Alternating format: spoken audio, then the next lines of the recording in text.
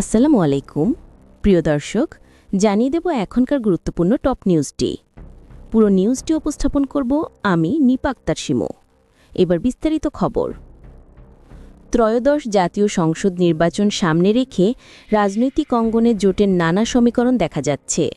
আদর্শগতভাবে ভিন্ন অবস্থানে থাকা দলগুলো এখন ইস্যুভিত্তিক বৈঠকে বসছে।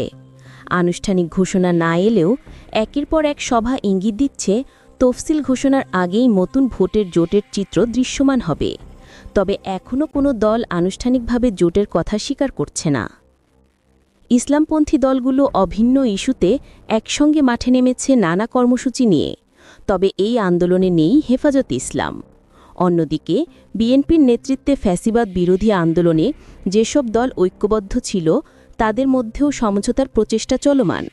গত বছর অভ্যুত্থান থেকে উঠে আসা জাতীয় নাগরিক পার্টি, গণ অধিকার পরিষদ, গণসংহতি আন্দোলন, বিপ্লবী ওয়ার্কার্স পার্টি, এবি পার্টি সহ ৯টি দল সম্প্রতি বৈঠক করেছে।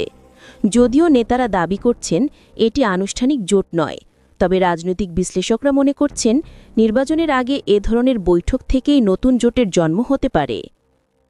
জুলাই সনদ বাস্তবায়ন এবং সংখ্যানুপাতিক নির্বাচন পদ্ধতি নিয়ে রাজনৈতিক দলগুলোর মধ্যে মতপার্থক্য স্পষ্ট হয়েছে। জামায়াত সহ ইসলামী দলগুলো পিআর পদ্ধতির পক্ষে অনড়।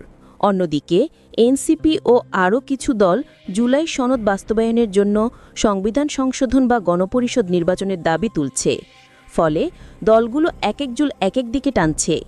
বিএনপি আবার পিআর পদ্ধতির বিপক্ষে অবস্থান নিয়েছে, যা রাজনীতিতে আরও বিভাজন তৈরি করছে।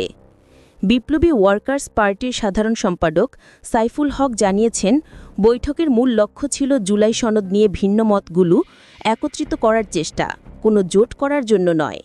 একইভাবে গণ অধিকার পরিষদের সাধারণ সম্পাদক রাশেদ খান বলেছেন, বিএনপি এবং জামায়াতের মধ্যে দূরত্ব কমাতে আলোচনা চলছে, যাতে বিরোধের সুযোগ নিয়ে স্বৈরতান্ত্রিক শক্তি আর ফিরে না আসে। এদিকে ইসলামী দলগুলো যুগপথ আন্দোলনে থাকলেও হেফাজতে ইসলাম নিরাপদ দূরত্ব বজায় রেখেছে। যদিও তারা নিবন্ধিত রাজনৈতিক দল নয়, তবে অতীতের অভিজ্ঞতায় তাদের প্রভাবশালী ভূমিকা দেখা গেছে।